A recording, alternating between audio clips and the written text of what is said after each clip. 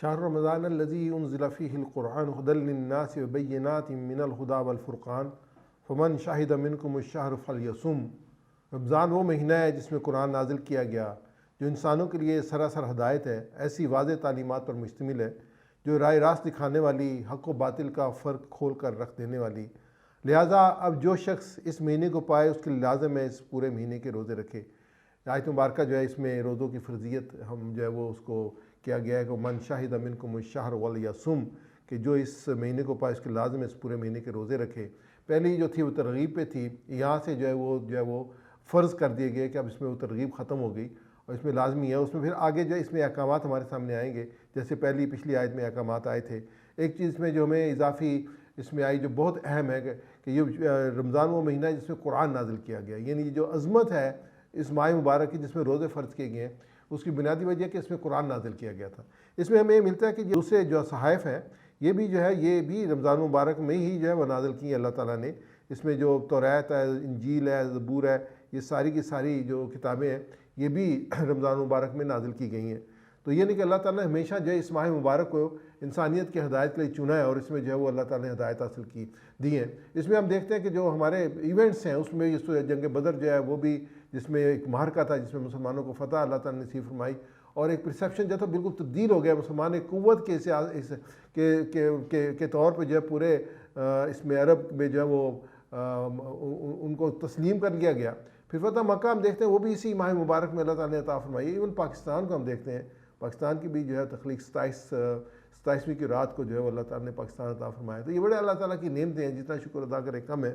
تو یہ ہے کہ جو ماہ مبارک ہے اس میں جو بنیاد ہے انزل فیہ القرآن، کہ اس میں ہم نے قرآن نازل کیا گیا۔ یہ قرآن پاک کا نزول جو ہے اس ماہ مبارک میں ہوا ہے۔ یہ ماہ مبارک میں قرآن پاک کا نزول جو ہے وہ عرش معلیٰ سے جو زمین کے آسمان پہ ہوا۔ اس کے بعد جیسے جیسے اللہ تعالیٰ نے چاہا وہ نبی اکرم صلی اللہ علیہ وسلم پر وہ آیات دی گئیں۔ اب یہاں پہ آگے مقصد بیان کیا گیا کہ یہ قرآن پاک نازل کیوں کیا گیا ہے۔ میں ہدی للناس، یہ تمام انسانوں کے لیے ہدایت ہے۔ ہم نے یا ایھا الذین آمنوا سے شروع کیا تھا نا کہ جو روزے فرض گئے وہ ایمان والوں پہ، لیکن یہاں پہ جب قرآن پاک کی بات آئی تو یہاں پہ یہ کہا گیا کہ ہدی للناس، یہ تمام انسانوں کے لیے ہدایت ہے، اور یہ آخری ہدایت ہے جو اللہ تعالیٰ نے نبی اکرم صلی اللہ علیہ وسلم پہ نازل تھی، اور قیامت تک کوئی ہدایت آنے والی نہیں ہے۔ آگے جب بھی جو کتابیں اتری ہیں اس کے بعد جب کتابوں کی تعریف ہوئی ہے، رسول کی سیرت کی جو وہ ہوئی ہے، تو اس کے بعد اللہ تعالیٰ نے دوبارہ رسول بھیجا اور کتابیں بھیجی ہیں، لیکن اس کتاب کی حفاظت کا ذمہ اللہ تعالیٰ نے خود لیا ہے، اور یہ قیامت تک کے لیے انسانوں کے لیے ہے۔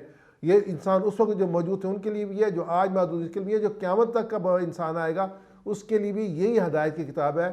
ہدی للناس، یہ سب کے، اور شروع میں ہم تھا کہ جو ہے وہ ہدی للمتقین، شروع میں جو اس کا تعارف تھا قرآن پاک کی جو پہلی آیات میں یہ آیا کہ ذالک الکتاب لا ریب فیہ ہدی للمتقین، اس میں بھی یہ تھا کہ متقین کے لیے ہدایت ہے۔ یہاں پہ یہ تمام انسانوں کے لیے ہدایت ہے، وبینات، اور جو ہے واضح تعلیمات پر مشتمل ہے، یعنی بالکل کلیئر، من الہدی، اور راہ راست دکھانے والی ہے، یعنی اس کی تعلیمات بالکل واضح ہیں۔ اس میں یہ نہیں ہو سکتا کہ انسان یہ کہ مجھے یہ سمجھ نہیں آ رہی ہے، میں اس کو سمجھ نہیں پا رہا، اور اس میں جو دی ہوئی ہمیں کہ اس میں بالکل واضح طور پہ دیا ہوا ہے، اور ہمیں قرآن پاک کے دوسرے مقام پہ بھی ملتا ہے۔ انسان سمجھتا ہے کہ یہ بڑی مشکل ہے، یہ مشکل نہیں ہے، یہ بہت آسان ہے، کیونکہ یہ اس کا آسان ہونا جیسے یہاں پہ بیان کیا گیا، یہ جو ہے وہ بینات من الہدی والفرقان، کہ یہ جو ہے بالکل واضح راہ راست دکھانے والی ہیں۔ دوسرے مقام پہ دیکھتے ہیں سورہ بنی اسرائیل کی آیت مبارکہ ہے، ان ھذا القرآن یہدی للتی ہی اقوم ویبشر المؤمنین الذین یعملون الصالحات ان لہم اجرا کبیرا۔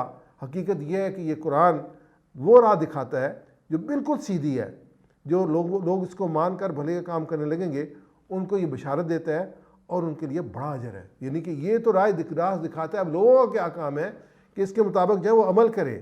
دوسری ایک چیز جو ہمارے سامنے ہمیشہ آتی ہے اس کو ذہن میں رکھنا چاہیے کہ قرآن پاک آسان ہے۔ یہ قرآن پاک نے خود کہا ہے وَلَقَدْ يَسَّرْنَا الْقُرْآنَ لِلذِّكْرِ فَهَلْ مِن مُدَّكِرٍ، کہ ہم نے قرآن کو نصیحت کے لیے آسان ذریعہ بنایا ہے، پھر کوئی ہے نصیحت حاصل کرنے والا۔ میں ایک سوال آپ سے کرنا چاہوں گا کہ کیا آپ نے قرآن پاک کو، ہم پڑھتے ہیں نا قرآن پاک کو ہم اجر کے لیے پڑھتے ہیں، کیا آپ نے کبھی نصیحت کے لیے پڑھا ہے؟ آپ جس کے لیے پڑھیں گے وہی آپ کو ملے گی، آپ اسے غور و فکر کریں گے تو آپ کو نصیحت ملے گی، آپ اس کی زبان کو جانیں گے تو آپ کو نصیحت ملے گی۔ اگر آپ ناظرہ پڑھتے رہیں گے آپ کو اجر ضرور ملے گا، اس کی برکت بھی ہوگی، لیکن نصیحت کے لیے جاننا ضروری ہے نا۔ تو اس لیے ہمیں کیا کرنا ہے، اس رمضان میں ایک کام یہ کریں آپ کہ اگر آپ جو ہے وہ 2-3 قرآن پاک رمضان میں ختم کرتے ہیں نا، تو میری درخواست ہوگی ایک ختم کر لیں آپ، لیکن سمجھ کے ختم کر لیں۔ آپ قرآن پاک میں لیں جس کے ساتھ ٹرانسلیشن ہو، اس کو پڑھیں اور ساتھ اس کا ترجمہ پڑھیں، تاکہ آپ کو یہ پتہ ہو کہ ہمیں یہ کیا میسیج دے رہا ہے۔ یا آپ یہ بھی کام کر سکتے ہیں کہ ایک دفعہ آپ نے ناظرہ پڑھ لیا، ایک دفعہ پورا ترجمہ پڑھ لیں قرآن پاک کا، اور پورا میسیج جو ہے وہ ایک پورے کا پورا آپ کے سامنے آ جائے گا کہ قرآن ہم سے چاہتا کیا ہے۔ اس میں دوسری چیز یہ ہے کہ آپ رکیں اور غور و فکر کریں کہ ہم اپنی زندگی کیسے گزار رہے ہیں، کیا ہماری زندگی ان لائن ہے قرآن پاک کی تعلیمات کے مطابق؟ الحمدللہ کہ اگر نہیں ہے، جہاں کمی ہے اس کو آپ پورا کر سکتے ہیں، لیکن کب پورا کریں گے؟ جب ہم جانیں گے۔ تو ہماری پرائم رسپانسبلٹی صرف یہ نہیں ہے کہ ہم برکت کے لیے پڑھتے رہیں، بلکہ لَقَدْ يَسَّرْنَا الْقُرْآنَ لِلذِّكْرِ فَهَلْ مِن مُدَّكِرٍ، ہم نے آسان کیا ہے۔ جو اہم میسیج ہے صاحب میں کہ ہم نے آسان کے مشکل نہیں ہے، کہ لوگ اس کو مشکل کہتے ہیں کہ بہت مشکل ہے، اس کے لیے اتنے علوم جانے چاہیے۔ میں نہیں سمجھتا، میں یہ اس کو کلیم کرتا ہوں کہ اگر آپ 5ویں جماعت کا بچہ جو ہے اس کو بیٹھ کے قرآن پاک کی جب اس کو آپ پڑھ کے سنائیں اس کو کہ تو آپ کو بتا دیں کہ اس کا مطلب کیا ہے۔ اگر آپ اس کا ترجمہ بتائیں کہ اس کا مطلوب کیا ہے اللہ تعالیٰ کو، تو یہ کوئی مشکل نہیں ہے۔ اور آج کے زمانے میں ہم تو آج جب بہت الیکٹرانکس ایج میں رہ رہے ہیں، ہم آج وہ اس ایج میں نہیں رہ رہے کہ جس میں لوگ ہاتھ سے قرآن پاک لکھا کرتے تھے، نہیں، ہم اس ایج میں رہ رہے ہیں کہ ہمارے موبائل کے اندر قرآن پاک کا وہ بھی ہے، ترجمہ بھی ہے، اس کے بعد تفسیر بھی ہے، اس کی آڈیوز بھی ہیں، بڑے آرام کے ساتھ آپ سن بھی سکتے ہیں، پڑھ بھی سکتے ہیں، اس کی تفسیر بھی آپ سمجھ بھی سکتے ہیں۔ ہم تو اس زمانے میں رہ رہے ہیں، تو آپ اپنے زمانے کے آپ سے جو ہم سے حساب لیا جائے گا نا، ہمیں وہ اس زمانے کا نہیں لیا جائے گا جب لوگوں کے پاس کوئی لائبریری نہیں ہوتی تھی۔ اب تو آپ کے موبائل کے اندر لائبریری ہیں، بے شمار ایپس ہیں جن کو آپ ڈاؤن لوڈ کر سکتے ہیں اور قرآن پاک کو سن بھی سکتے ہیں، سمجھ بھی سکتے ہیں، پڑھ بھی سکتے ہیں، تو ہمیں اس کے مطابق حساب لیا جائے گا۔ تو ہمیں تھوڑی سی ایفرٹ کرنی ہے، زیادہ نہیں، تھوڑی سی ایفرٹ کرنی ہے، ہم قرآن پاک کی لینگویج کو سیکھنے کی کوشش کریں۔ اب تو ماشاءاللہ کتابیں بھی بہت ہیں، پروگرام بھی بہت ہیں، اور بہت سے جو ہے پروگرام کیے بھی جاتے ہیں، جیسے ایک پروگرام انڈرسٹینڈ قرآن کا پروگرام ہے، اور بھی پروگرام ہے، اس میں جو وہ عربی لینگویج بھی سکھائی جاتی ہے، قرآن کے ساتھ ساتھ نماز بھی سکھائی جاتی ہے، اور گرامر بہت اتنے پلیزنٹ طریقے سے ٹوٹل فزیکل انٹریکشن سے سکھائی جاتی ہے کہ آپ اس کو آسانی سے سیکھ سکتے ہیں۔ مین یہ کہ ہمیں قرآن کو سیکھنا ہے، بس یہ کہ تب جو وہ جو یہ ہے نا، یہ جو آیت ہمارے سامنے آئی ہے کہ ہدی للناس وبینات من الہدی، تو یہ تبھی پورا ہوگا نا کہ ہم اس کو سیکھیں گے۔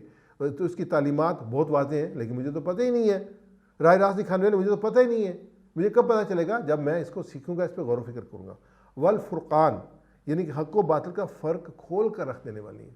ہم دنیا میں کیا ہمارے مسائل ہیں؟ ہماری دنیا میں مسائل یہ ہے نا، یہ کنفیوژن ہے، ہمیں واضح نہیں ہے۔ تو واضح کون کرے گی؟ اللہ کتاب کرے گی۔ جھوٹ اور سچ کیا ہے؟ یہ ہمیں اللہ کی کتاب بتائے گی۔ ظلم اور مہربانی کیا ہے؟ یہ اللہ کی کتاب بتائے گی۔